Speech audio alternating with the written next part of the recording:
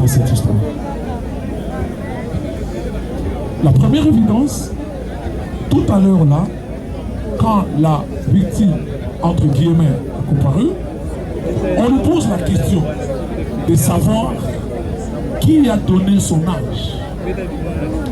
Elle commence par dire, par nier, je ne sais pas, j'étais amené comme ça. C'est pas moi qui ai dit. À votre question, qui vous a amené à l'hôpital des sœurs? C'est ma grand-mère. Qui avait déclaré? C'est ma grand-mère. Donc vous comprenez que quelque part, la première évidence, c'est que la victime elle-même n'est pas cohérente, elle ment. Nous pouvons retenir que quand quelqu'un ment, on ne peut pas tenir tout ce dit. Cette évidence-là, vous devez tenir ça. Nous sommes en droit pénal. La victime ment. Elle a commencé par mentir sur son identité, sur la personne. Donc, pour le reste, vous avez du tort. Et je me dis par rapport au fait que le ministère public a basé son réquisitoire sur les mensonges. Donc, c'est aussi un problème. Parce qu'il ne fait que corroborer ce que la victime avait dit. Cependant, ce que la victime a dit, ce sont les mensonges. Quelles sont les évidences que nous avons en droit ici? Première évidence, que vous savez que non, la fille a été renvoyée du centre. Pour quel motif? Vous avez déjà des problèmes. Deuxièmement, il y a une autre réponse. La fille vient devant vous. Il y a deux médecins qui ont précédé les médecins d'Afrique. Et ces médecins vous disent que nous n'avions pas eu une patiente ordinaire. Donc nous sommes dans un fin de cas précis sous généris. Sinon nous ne serons pas ici. Il y a un problème, ce n'était pas une patiente ordinaire. C'est une patiente à problème. Et je ne collaborerai pas. Elle ment, elle n'est pas. Donc on est dans un problème déjà de problème. Et moi je comprends que si chacun de nous se mettait dans cette situation, revenons dans le cas, dans le théâtre des opérations, dans la scène supposée du crime, on ne serait pas la même, on ne serait pas dire ceci. Même en disant non, je viens de vous dire que non, voilà le même problème s'est posé. Donc même pour le simple anesthésie, on a eu des problèmes. Donc c'est une évidence que nous avons des problèmes. Quatrième évidence, son transfert. Pour quand le médecin était en train de traiter, c'était à risque, c'était déjà, la personne avait perdu déjà autant de sang. Elle a combien de litres? 3 litres et demi. Pendant 3 heures, 4 heures, elle avait perdu combien de litres? Est-ce qu'on pouvait transférer? C'était un risque. C'était un risque de la transférer. Donc, c'est que c'était un état de nécessité que la jurisprudence, je vais évoquer tout de suite là, va vous parler. Est-ce qu'il y avait une nécessité de saturer? Oui. Elle sait. Et même le médecin qui a dit, a constaté qu'on a résolu le problème. 3, 4, 5, 4e évidence. Est-ce que le médecin a reconnu le fait? Oui. Pourquoi le docteur David a reconnu avoir donné le fessé? Connaître en train de jouer la gravée. Vous savez, j'ai suivi le ministère public. Il ne parle que dans le limite de l'animus nokandi et nekandi. Mais il y a un problème en droit. Le droit pénal a évolué. Il y a la numus courandi. La numus non courandi que le professeur Nabirungu a évoqué, mais qui n'a pas spécifié. La volonté de soigner qui justifie des fois, je peux vous lire ça, qui justifie des fois comment je vais dire, le recours à une certaine contention pour pouvoir administrer les soins. Est-ce que, et c'est là où le droit pénal a un problème, parce qu'aucun acte ne peut être pris de manière isolée. Tout acte en droit pénal doit avoir l'intention. On ne peut pas dire seulement il a posé tel acte. Quelle était l'intention? Ça c'est le droit pénal. Ça se repose là. L'élément moral. Est-ce qu'il avait la volonté de nuire? Non. Là nous sommes tous d'accord. Il n'y a aucune volonté de nuire. La volonté, le but poursuivi, c'était l'intention de soigner et de donner la vie. Et c'est ce qu'il a réussi à faire. Sinon aujourd'hui, si le docteur David n'avait pas soigné cette femme-dame, si ce sang-là d'hémorragie n'était pas arrêté, est-ce que Diamant avait de façon constante? Non.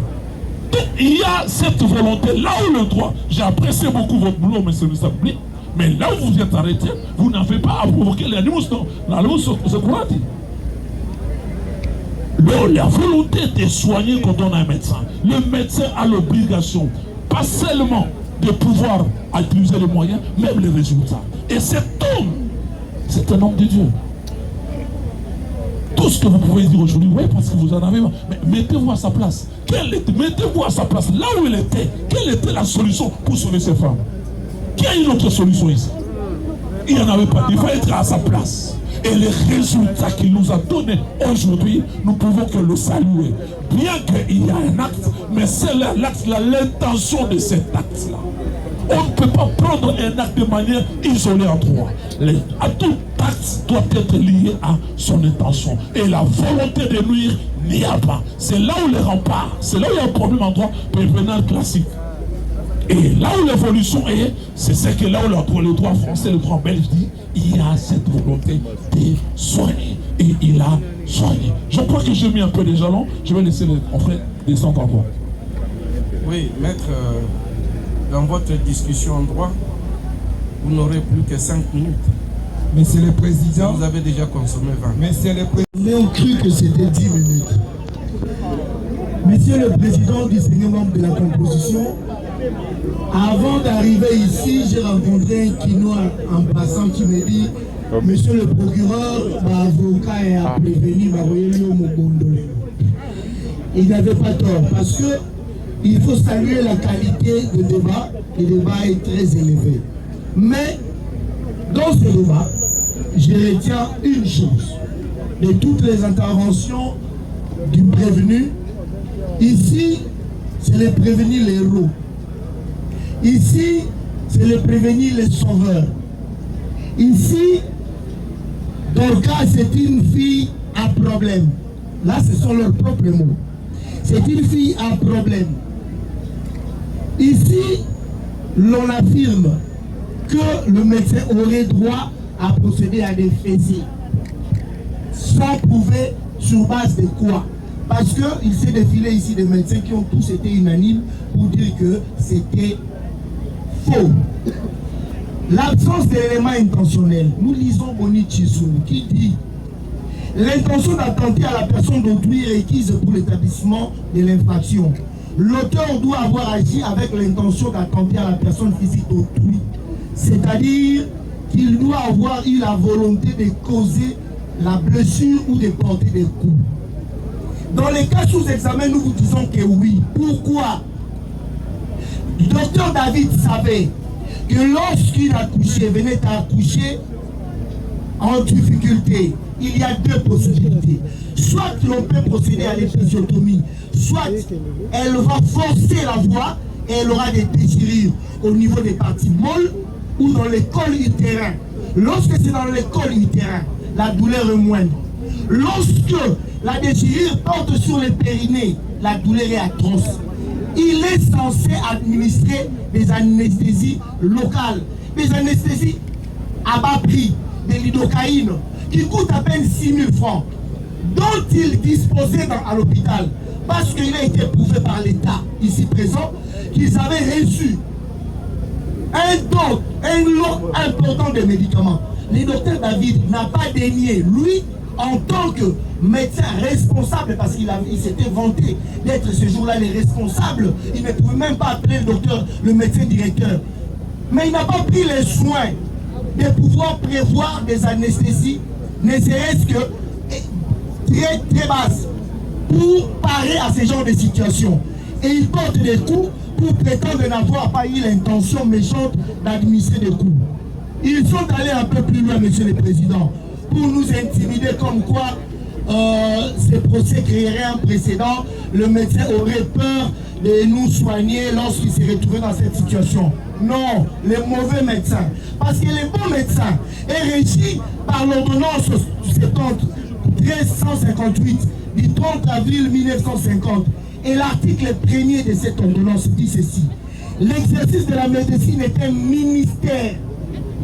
Le respect de la vie et de la personne humaine constitue en toutes circonstances le devoir primordial pour le médecin. Donc un bon médecin n'a pas besoin de se référer à ce procès pour venir soigner ou venir aider une patiente ou un patient en difficulté. En parlant de l'enregistrement, ils se sont même permis, voyez comment c'est vraiment grave, ils se sont même permis de légitimer par des propos très cohérents le fait pour Dr David d'avoir filmé une femme nue. On dit c'est le devoir d'information, alors que ce médecin est géré par une ordonnance qui, à son article 5, dit ceci: les secrets professionnels s'imposent à tout médecin, sauf dérogation établie par la loi. A-t-il le droit de publier la nudité d'une femme d'autrui ou d'un enfant d'autrui? Non. Mais ici, l'on vous fait croire qu'il avait ces droits-là de pouvoir filmer la nudité d'autrui pour besoin d'information. Nous disons que vous n'allez pas en tenir compte. L'on vous a également évoqué l'article 23 d'une certaine loi qu'ils ont dit qui donnerait aux médecins le droit de recourir à tout moyen pour parvenir à ces fins. Nous ajoutons pour eux tout moyen légaux. Tout moyen légaux. Pas n'importe lequel. Sinon, la déontologie n'aurait pas prévu la décharge à faire signer, ainsi de suite. Donc, Monsieur le Président, vous allez comprendre que tout ce que venez de faire tout à l'heure, le prévenir à travers ses conseils, était une démarche désespérée. Vous allez donc reconduire une toto, notre réquisitoire ACO, nous avons dit. Merci, Monsieur le procureur. Maître, vous intervenez pour le compte de la partie civile? Bien, organisez-vous parce que vous avez 5 minutes. Oui, maître, 5 minutes, organisez-vous. Si vous prenez toutes les 5 minutes, vos confrères n'auront plus rien à dire. Nous saurons comment gérer nos milices, Monsieur le Président. Monsieur le Président, nous avons entendu la partie prévenue qui tentait vous faire croire que vous êtes en face d'un sauveur. Monsieur le Président, nous nous rétorquons en disant que non, vous n'êtes pas en face d'un sauveur, Monsieur le Président. Pourquoi, Monsieur le Président? Une femme qui vient d'accoucher, elle est faible, elle est vulnérable. Mais que fait le médecin? Il la frappe, il l'intimide, il la terrorise, Monsieur le Président. Ce n'est pas de la médecine, mais c'est de la violence, Monsieur le Président. Monsieur le Président, j'ai entendu la partie prévenue dire qu'il y avait urgence. Monsieur le Président, depuis quand que l'urgence autorise-t-elle la brutalité? Monsieur le Président, si vous acceptez cette thèse, Monsieur le Président, demain, frapper deviendra un acte médical. Monsieur le Président, demain, frapper, Monsieur le Président, ou la paire. Laissez-moi parler, non? Monsieur le Président, la médecine est une profession noble, mais elle cesse de l'être lorsqu'elle humilie, lorsqu'elle intimide, lorsqu'elle viole, Monsieur le Président. Mais ici, Monsieur le Président, le médecin a violé. Qu'est-ce qu'il a violé? Il a violé la dignité humaine. Monsieur le Président, ce médecin prévenu par devers vous doit subir la rigueur de la loi. J'aimerais placer quelques mots par rapport à la République qui a semblé s'écarter de sa responsabilité, Monsieur le Président. La République tente aujourd'hui c'est de charger. Elle vous dit, ce n'est pas nous, c'est les médecins. Mais ces médecins qui l'a recruté, n'est-ce pas? C'est la République qui l'a formé, qui l'a placé dans cet hôpital. C'est la République, Monsieur le Président. La République ne peut pas dire aujourd'hui, il est mon agent quand il soigne. mais il ne l'est plus quand il faut réparer. Monsieur le Président, le dommage est survenu dans un hôpital public pendant un acte médical par un agent de l'État. Donc, il y a des liens évidents. Il y a les liens directs, les liens juridiques, Monsieur le Président. Et même si vous reteniez une faute personnelle du médecin, mais la jurisprudence constante dit ceci, Monsieur le Président, la faute personnelle n'exclut pas la responsabilité de l'État lorsqu'elle est liée au service, Monsieur le Président. Donc, la République ne peut pas à ce jour s'écarter à cette responsabilité. Nous avons dit sous réserve d'être... S'il vous plaît, s'il vous plaît. C'est l'abondamment, Monsieur le Président, nous passons la parole à Maître. Oui, pour 2 minutes, Maître, parce que vous avez déjà épuisé vos 5 minutes. 2 minutes. Merci beaucoup, Monsieur le Président. Je crois que, étant donné que nous avons épuisé notre temps, je voulais effectivement revenir sur l'article 260 pour prouver qu'effectivement, la République n'a pas changé sa responsabilité, étant donné que le médecin qui a posé cet acte l'a posé au moment de service dans un hôpital de l'État. Je voudrais encore dire un mot en ce qui concerne l'expression utilisée dans ces procès. Médecin David Hérault. Je suis en train de faire un effort de chercher une expression courtoise pour placer en lien et place de celui-là. Je crois que ce serait le médiocre peut-être. Parce que par rapport à ce qu'il a fait, ici, il ne sera pas considéré comme un médecin, comme un héros, mais par contre, il a insulté tout un corps. Il mérite la sanction. Et la sanction, Monsieur le Président, qu'il attend de vous, Dieu est en train d'attendre cette sanction. La réponse que vous allez donner, ce n'est pas à ces médecins, mais vous allez donner la réponse à tout ce qui se passe dans les salles d'accouchement à ce jour. Une réponse proportionnelle, Monsieur le Président. Proportionnelle pour donner la leçon qui demeurera dans les annales de la République démocratique du Congo.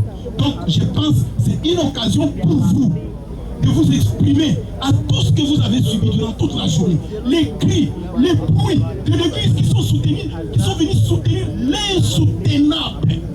Vous avez le temps. Dieu est en train de vous regarder pour donner une réponse. Et c'est une réponse que nous attendons de vous. J'ai dit sous réserve Sur l'abondamment, Monsieur le Président, vous avez promis. Vous voyez que même du côté de la partie civile, vous accusez un peu. Hein? Vous avez... Mais maintenant, vous êtes à 10 minutes. Monsieur le Président, sur le son honneur, vous avez promis de donner une minute. Monsieur le Président, sur abondamment. Notre confrère, mon estimé confrère, Maître Liévin, a rappelé la responsabilité qui pèse sur votre auguste tribunal au jour d'aujourd'hui. J'évoque ici, parce que le prévenu David est, semble-t-il, pasteur de son État, le passage de 1 Timothée 5, chapitre 20. Qu'est-ce qu'il dit, Monsieur le Président, Monsieur du tribunal? 1 Timothée 5 dit, ceux qui pêchent, reprends-les devant tous, afin que les autres aussi éprouvent de la crainte. Ça, c'est la Bible, Monsieur le Président. Nous avons entendu beaucoup de choses être dites ici sur le CV. On nous a présenté le CV du prévenu David. Il a été ceci, il a déjà fait cela, il a exercé telle fonction. Oui, Monsieur le Président, auguste membre du tribunal, la justice ne se rend pas sur base d'un CV.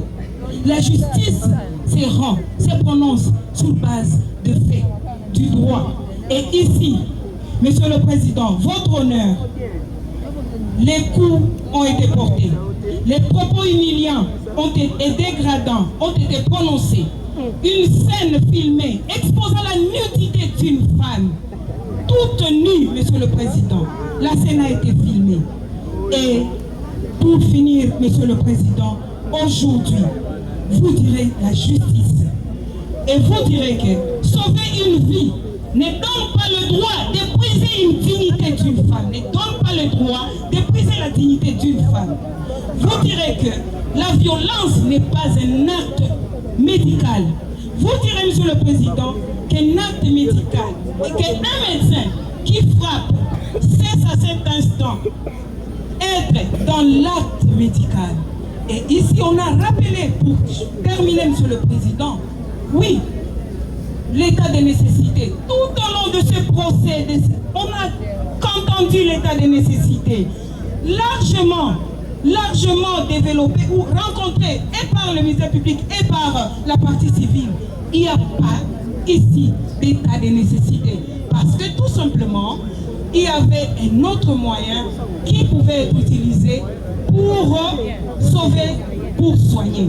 En conséquence, Monsieur le Président, par ce motif, vous rendrez justice en condamnant le prévenu, tel que prévu dans les réquisitoires du ministère public, et à titre de dommages et intérêts, vous accorderez $1 million à toutes les parties civiles payables à monnaie courante en République démocratique du Congo. J'ai dit, Monsieur le Président.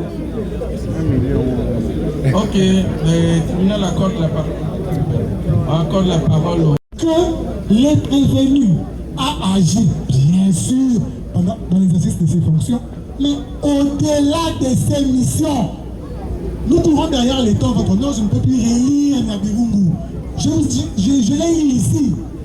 Lorsque vous agissez au-delà de vos missions et que vous commettez une infraction, cela n'engage pas la sécurité de la République, votre honneur. Le confrère vous a même donné un exemple. Si le médecin avait administré des produits périmés donnés par la République, il avait mal piqué la partie civile, on aurait volontairement acquiescé les dommages intérêts demandés. Mais dans le cas d'espèce, dans le cas sous examen, votre honneur, le médecin a agi au-delà de ses missions. Par exemple, votre honneur, la dernière infraction par rapport au fait de filmer l'article 273, je crois, du code numérique. Votre honneur, en quoi ça peut engager la sécurité de la République? Le téléphone avec lequel on a filmé était un téléphone de service donné par la République. Non, pas du tout. C'était un téléphone privé. Le médecin, pendant la salle d'accouchement, a la mission donnée par la République de filmer un patient. Non, mais comment on peut faire le lien lorsque un médecin agit au-delà de ses missions et la République pour qu'on paye les dommages intérêts? Votre honneur, vous allez faire application de l'article 258 du Code civil congolais, livre 3, et non 259 et suivant. Nous avons dit sous réserve de nous faire compléter. Merci. Oui, maître. Une minute, maître. Merci, votre honneur. C'est suffisant. Oui, non, mais la compétition, vous avez dit c'est suffisant. Votre honneur, la composition. Nous ne devons pas faire la confusion entre service administratif hospitalier et un service personnel. Quelqu'un qui s'est estimé, il s'est senti à l'aise de porter des coups à sa passion. À quoi ces services-là concernent l'État congolais? Nous avons pour mission, dans nos services, de soigner le patient. Nous avons pour mission, votre honneur, de porter secours aux patients. C'est ça la mission que la RDC, la République démocratique du Congo, donne à ses préposés médecins. Ce n'est pas la violence. Il est agi sur la conviction personnelle, sur ses humeurs. C'est une faute, on a dit ici, c'est une faute personnelle et non une faute qui doit lier l'État congolais. En acceptant que nous puissions payer des dommages, vous allez impliquer d'autres médecins de commettre des fautes de violence pour que nous payions des dommages et intérêts inutilement alors que nous n'avons pas concédé cette mission à nos préposés. Okay. Nous avons dit. Merci, le tribunal vous remercie. Avant d'accorder la parole au conseil, parce qu'on va chuter par là, on va terminer par là, c'est à partir après eux qu'on va clôturer le débat. Il y a le ministère public qui avait omis un aspect de la question. Monsieur le procureur, en 2 minutes. Merci, Monsieur le Président, pour la parole, Monsieur le Comité. Monsieur le Président, à l'entame de cette flagrante, nous avions retenu 4 infractions. Et ces 4 infractions, Monsieur le Président, étaient retenues provisoirement parce que nous sommes en matière de flagrance. Au fur et à mesure, nous étions en train de découvrir le fait. Quoi de plus normal, Monsieur le Président, parce que nous sommes des scientifiques, nous avons eu à prendre la décision éclairée d'élaguer l'une des infractions que nous avons retenues provisoirement. Monsieur le Président, il n'y a pas incompatibilité. L'infraction de torture est différente de l'infraction des coups et blessures volontaires aggravées. Nous savons de quoi nous parlons et nous nous abstenons, Monsieur le Président, et revenir quant à cette faute de temps, Monsieur le Président. Car cela n'est pas. Nous reconduisons en toute substance notre réquisition. Et nous en profitons, Monsieur le Président, tout en vous sollicitant l'arrestation immédiate lorsque vous allez prendre. Merci, Monsieur le procureur, pour toutes ces précisions. Bien. Et l'autre côté du prévenu, vous avez 10 minutes. S'il vous plaît, vous avez 10 minutes. Et puis, juger d'après l'opinion, c'est juger d'après la rumeur. Et Paul Lampard avait dit que l'opinion publique, c'est comme cette femme prostituée qui tire les juges par la manche. Et là où l'émotion, ou là où il y a l'opinion juge, la loi prête à quitter. Nous pensons que, Monsieur le Président, vous êtes sur le point de créer une jurisprudence qui sera regardée comme un monument kyrié et instructif dans l'histoire de la jurisprudence. Si vous arrivez à quitter ce prévenu ici, parce que vous êtes devant un cas typique de l'état de nécessité,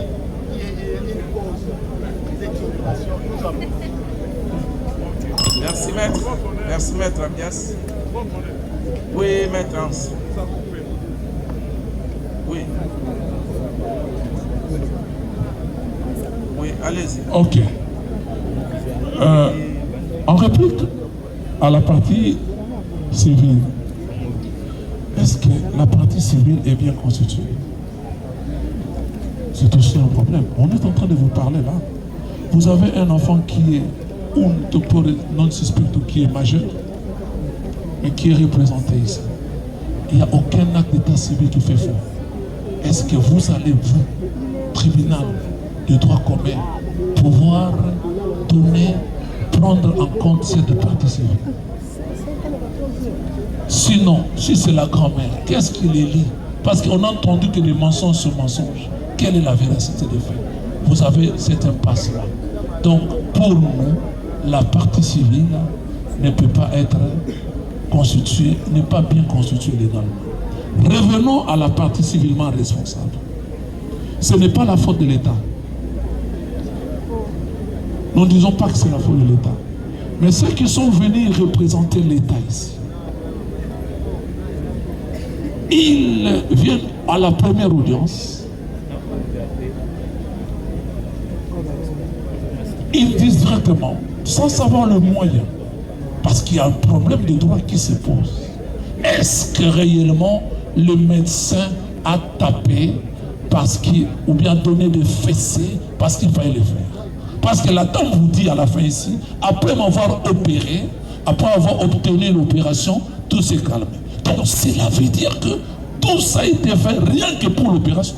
Sinon on allait continuer à l'état massif. Ou bien on allait continuer à donner les fessées. Les fessées se sont arrêtés lorsque seulement l'opération, le suture ont pris fin. Donc cela nécessite, on est vraiment concentré, c'est une évidence, que cela a été fait pour le but de sonner, de donner la vie.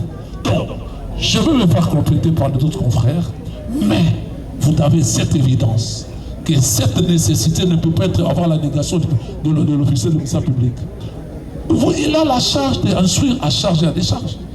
Je crois qu'il a déjà porté l'affaire devant vous, mais il doit avoir aussi comme l'unité scientifique doit le pousser aussi à pouvoir revenir en arrière. Revenir quand il soit qu'il y a un problème. Il y a état de nécessité. Quelle est la nécessité de la vie? C'est plus que tout. Sinon, on n'aurait rien. La vie importe plus que tout. J'ai dit. Oui, Monsieur le Président. On va terminer avec Maître William. Monsieur le Président, merci pour la parole que vous nous accordez. En fait, nous étions très attentifs. S'il vous plaît. Allez, Maître William. Nous étions très attentifs aux interventions du ministère public. Le ministère public vous dit, nous le poursuivons pour causes et blessures aggravées. Monsieur le Président, il me semble que les éléments constituant l'aggravation de causes et blessures sont légalement définis par les législateurs congolais. Entre autres, la perte de l'usage d'un organe. Vous avez l'incapacité, il y en a 4 ou 5. Monsieur le Président, l'argument avancé par le ministère public jusque-là n'a rien à voir avec le cause et blessures volontaires aggravées. De deux, le ministère public voulait plus s'apaisantir sur la modalité des traitements ou la méthode des traitements. Il dit qu'il fallait utiliser l'anesthésie, Monsieur le Président. À moins que l'on soit distrait lors de l'instruction de la cause, nous avons suivi tous les experts qui ont dit ceci. Et je ne pense pas que je serai contredit par le ministère public. Ils ont dit qu'il y a 3 risques lorsqu'on donne à une femme accouchée qui doit subir une suture lorsqu'on lui donne de l'anesthésie. Le premier, en fait, notre client vous dit cette partie-là est molle. C'est-à-dire qu'il y a une baisse de sensibilité dans cette partie-là. Donc vous pouvez toucher à faire du travail sans que la personne ne soit dérangée. De deux, un autre expert vous a dit, lorsque vous donnez l'anesthésie à une femme qui vient d'accoucher, à un certain moment, elle sera poussée d'allaiter l'enfant. Et il y a risque que cette anesthésie se transmette à l'enfant et puis crée des problèmes sanitaires à l'enfant, même son décès. Il y a... Oui, résumez-vous, oui, parce qu'on va accorder la parole. Parce que c'est sur ça que le ministère public fonde la mauvaise foi de notre client. Et la troisième raison, je ne sais pas bien dire. Veuillez vous résumer. Oui, il y a risque de décès pour la mère ou pour la patiente. Dans ce sens que si le médecin n'est pas rassuré si la patiente avait mangé, ça peut lui créer des problèmes et elle meurt sous l'intervention. Monsieur le Président, vous allez constater que, en fait, la question qui me vient en tête, est-ce qu'une femme qui vient d'accoucher, qui doit subir, qui connaît des écoulements graves de sang, est en état d'urgence ou de nécessité? Je dis oui, Monsieur le Président, parce que cet état-là exige à ce qu'on fasse une intervention urgente. C'est ce que tous les experts qui sont passés ont pu déclarer. Par rapport au comportement de la victime, Monsieur le Président, quand notre client vous disait c'était une victime non collaborante, vous avez douté. Et vous avez eu le médecin, le dernier médecin traitant de la dame, qui vous dit, pour des simples examens, cette dame nous a soumis à l'injection d'une anesthésie.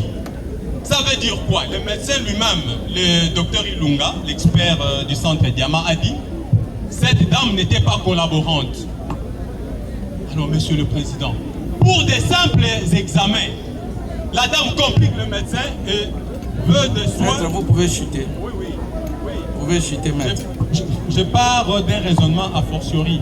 Ok, maître, vous pouvez chuter. Si pour des simples examens médicaux, on doit lui administrer de l'anesthésie, a fortiori pour une suture, Pensez-vous que la dame était calme? Elle était inactive, comme le prétend le ministère public, que la dame était passive pour permettre au médecin d'opérer ou de faire son travail? Je ne pense pas, Monsieur le Président. Ce que vous avez aujourd'hui, c'est un procès des acteurs de la création. Des gens qui participent à la création du monde, entre autres. Dieu, la femme et les médecins, s'il faut mettre l'homme à côté. Vous devez rendre une décision, Monsieur le Président. Cette décision-là doit être souple. Sinon, vous aurez rendu de très mauvaises prestations, sinon de très mauvais services à nos mamans qui vont un jour accoucher. Parce que les médecins auront peur de pouvoir poser les actes de bravoure comme ceux posés par notre client pour sauver les mamans accouchées. Nous avons dit, Monsieur le Président. Merci. Maître, 2 minutes. Hein. Merci beaucoup, Monsieur le Président, pour la parole accordée. Allez-y. Je reviens sur abondamment sur cette question de l'incompatibilité. Monsieur le Président, pourquoi l'incompatibilité? Maire Le Fitou nous dit clairement qu'on doit éviter l'incompatibilité pour respecter le principe de non bis in idem. C'est-à-dire, pour les mêmes faits, une personne ne peut pas faire l'objet de condamnation double. Là, le ministère public doit noter. On ne peut pas faire l'objet de condamnation double pour les mêmes faits. Donc, l'incompatibilité réside même là, c'est ça même la ratio legis, la raison d'être de l'incompatibilité. On ne peut pas condamner pour les mêmes faits une personne double. Donc, le ministère public avait le choix d'opter entre la torture ou les coups et blessures, à condition qu'il puisse aussi prouver. Parce que ici, après notre intervention, le ministère public n'a produit aucune preuve ici devant vous. Le ministère public est resté sur une réflexion. Vous voulez qu'on vous donne la vidéo? Monsieur le Président. Vous voulez qu'on vous donne la vidéo? Monsieur le Président, je peux répondre. Maître, s'il vous plaît, résumez-vous. Oui, Monsieur le Président. Une vidéo ramassée dans les réseaux sociaux sans authenticité ne peut pas constituer l'élément de preuve devant le tribunal. Sans la présence d'une expertise ou bien d'un élément qui établisse que cette vidéo est vérifiée. Il s'agit de quelle vidéo? On est en possession d'aucune vidéo vérifiée et il n'y a aucune preuve qui établisse que notre client a publié cette vidéo. Et par conséquent, vous allez constater que notre client est innocent. Et l'acquitter aujourd'hui, c'est soutenir la médecine sur toute l'étendue de la République et encourager ces héros de faire quoi? De sauver nos femmes. Moi-même, j'ai déjà assisté à l'accouchement de ma femme. Je vous dis, ces hommes ici doivent être encouragés en acquittant cet héros qui est devant vous, nous disons. Okay. Merci. Votre honneur sur la responsabilité civile. Non. Sur la responsabilité, on répond à la partie civilement responsable. Passez la parole au prévenu. Une minute passez, votre honneur, vous avez 15 minutes. On répond à la partie civilement responsable. Non, s'il vous plaît. On l'a fait. Une minute. Allez-y. Merci beaucoup, votre honneur. La partie civilement responsable veut que notre client engage sa responsabilité. La République veut que notre client engage sa responsabilité personnelle sur pied de l'article 258 du décret du 30 juillet 1888 sur les contrats ou obligations conventionnelles communément appelé Code civil congolais livre 3e. Mais Monsieur le Président, lorsque nous lisons les libellés de cet article, on dit tout fait quelconque de l'homme. Mais rentrons, les médecins qu'il est, docteur David, pose-t-il des faits quelconques? Il commet des actes quelconques. Il commet des actes encadrés par l'art de guérir. Des actes qui sont reconnus par la loi qu'il doit poser, Monsieur le Président. Et au-delà de cela, est-ce qu'il y a eu un préjudice? Il n'y a pas eu préjudice. Vous avez vu la victime Moya qui est venue ici. On vous dit demain, elle va sortir de l'hôpital du Diamant et elle est en bon état, Monsieur le Président. Donc, il n'y a pas eu préjudice malgré le fait qu'on a théâtralisé pour l'amener sur une chaise roulante comme si elle était fracturée. Alors qu'elle n'est pas fracturée, Monsieur le Président. Et là, vous comprendrez que les Le médecin ne pose pas les actes quelconques dans la réalisation de son ministère. Il pose des actes qui sont protégés par l'arme guérie et donc il ne peut pas engager personnellement sa responsabilité civile sur bien de l'article 258. Monsieur le Président, j'ai dit. Merci beaucoup, les tribunaux vous remercie. Vous pouvez donner la parole au prévenu. Non, la parole au prévenu. Monsieur David. Monsieur David Balanganda. Ben, vous venez de et qui nous demande, qui demande au tribunal de vous condamner. Pour vous résumer. Vous avez suivi la partie civile qui s'est ralliée au réquisitoire du ministère public ou aux réquisitions du ministère public et qui sollicite la réparation des préjudices subis par les clients. Vous avez suivi la République également, ici représentée, qui a des actes, qui a parlé des actes des actes détachants. Dans ce cas-là, vous, ayant en dernier la parole, qu'est-ce que vous demandez au tribunal? De vous condamner, de vous acquitter, vous sollicitez des circonstances atténuantes au lobby ligne. Qu'est-ce que vous dites au tribunal? Qu'est-ce que vous demandez? Actez, monsieur le greffier, qui ayant en dernier mot la parole. Allez-y, parlez. Merci beaucoup, monsieur le Président, membres distingués, monsieur le procureur. Je vais dire mes derniers mots à ceci. Comme moi je ne suis pas du droit, je me suis servi de maîtres avocats pour plaider ma cause. C'est ce qu'ils ont fait et je crois que vous acterez cela. Mais personnellement, je me retrouve que il y a un problème qui est collé à ma personnalité. Je ne l'ai pas méconnu, je n'ai pas refusé cela. Mais à tous ceux et toutes celles qui ont été touchés, moi y compris, par les images que vous avez vues circuler sur la toile. Premièrement, à notre première dame, la distinguée, ainsi qu'à toutes les femmes, comme c'était leur moi, ainsi qu'à ma mère biologique, elle est aussi femme comme Madame Dorcas, ainsi qu'à mon épouse, qui est aussi dame comme Dorcas, et à Dorcas elle-même, que j'aime parce que c'est ma patiente, elle ne m'a fait aucun tort. Chaque fois que je la reverrai, et je vous dis, croyez-moi, dans mon cœur, il n'y a aucun sentiment contre ni Dorcas, ni les réseaux sociaux, ni l'un de vous ici. Je vous aime parce que l'amour, c'est ça, la loi que Dieu nous a donnée de faire. Je vous aimerai, j'aimerai la République et j'aime mon pays. J'aime la première dame, j'aime toutes les femmes et je sacrifie mon temps pour elles. Mais puisque ce qui est arrivé a heurté leur sensibilité, je demande carrément pardon. Et je vous prie de m'acquitter parce que je ne suis pas connu dans ce qui m'est reproché, mais je suis connu comme un soignant. Et je continuerai à soigner et à rendre à notre mère patrie mes services tels que je les rendais toujours. Si vous pouvez, parce que je n'ai plus de mots qui peuvent vous convaincre plus que tout ce qui a été dit, me pardonnez carrément. Oui, monsieur le greffier, ayant donné la parole, les prévenus présentent des excuses à toutes les femmes congolaises, demandent pardon au tribunal.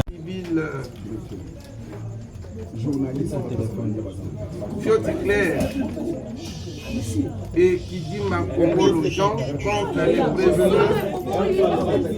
Mais chers amis, soyez quand même disciplinés.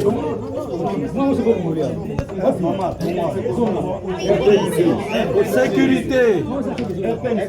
Sécurité. Mettez de l'ordre là-bas. Et ce dispositif prononce le jugement dont prononce des jugements dans cette affaire, dont les dispositifs et les suivants. Par ces motifs, les tribunaux statuant publiquement et contradictoirement à l'égard du prévenu David Balanganaï Kayembe, d'une part, et d'autre part, à l'égard des partis civils Fioti Claire et Kidimba Kongolo Jean, ainsi qu'à l'égard de la partie civilement responsable République démocratique du Congo. Vu la loi organique numéro 13, barre 011-D du 13 avril 2013 portant organisation, fonctionnement et compétences des juridictions de l'ordre judiciaire, spécialement ses articles 85, 103, 107 et 108. Vu le Code des procédures pénales, spécialement son article 69, vu l'ordonnance loi numéro 78-01 du 24 février 1978 relative à la répression des infractions flagrantes, spécialement ses articles 1er, 2e, 6e, 8e, 9e et 10e. Vu le Code pénal livre 1er, spécialement ses articles 15, 24 et 42. Vu le Code pénal livre 2, spécialement ses articles 43, 46, 47 et 48 bis. Vu l'ordonnance loi numéro 23, barre 10, du 13 mars 2023 portant Code numérique, spécialement son article 372. Vu le décret du 30 juillet 1888 portant sur les contrats ou obligations conventionnelles, spécialement son article 260. Les ministères publics entendus. Dit non établis, en fait et en droit, les infractions des tortures et d'enregistrement des images relatives à la commission des infractions mises à la charge du prévenu prénommé. En conséquence, l'en acquitte et le renvoie libre de toute fin de poursuites judiciaires sans frais.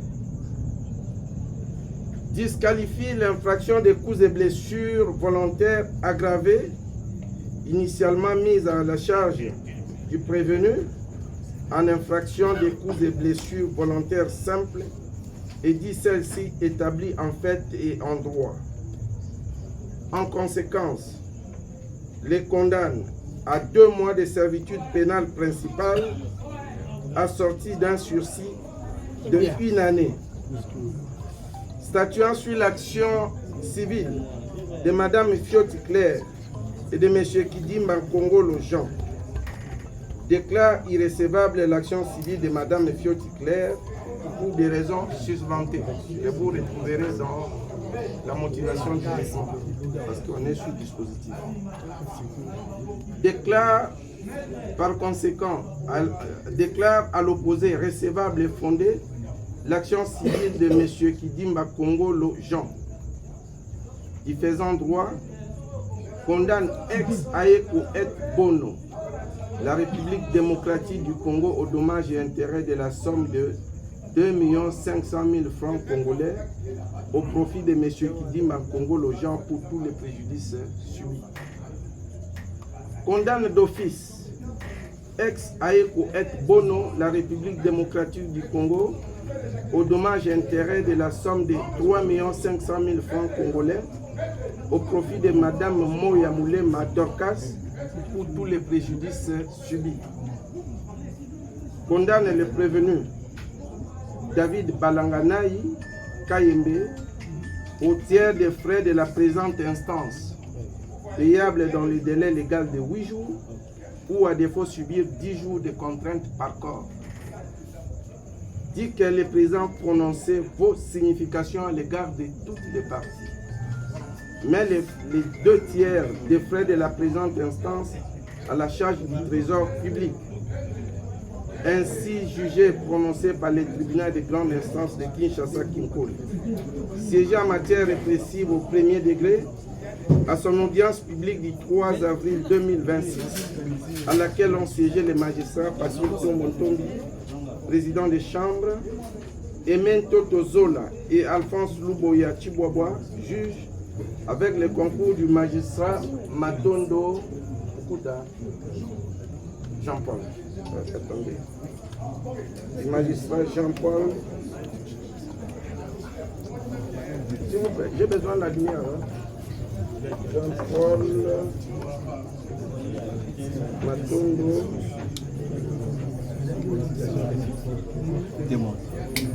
Okuta. Oui, il en est. Le film est déjà joué. Quand ils vont filmer ici, officier du ministère public et l'assistance de M. Boniface Claudie Capena, greffier du siège.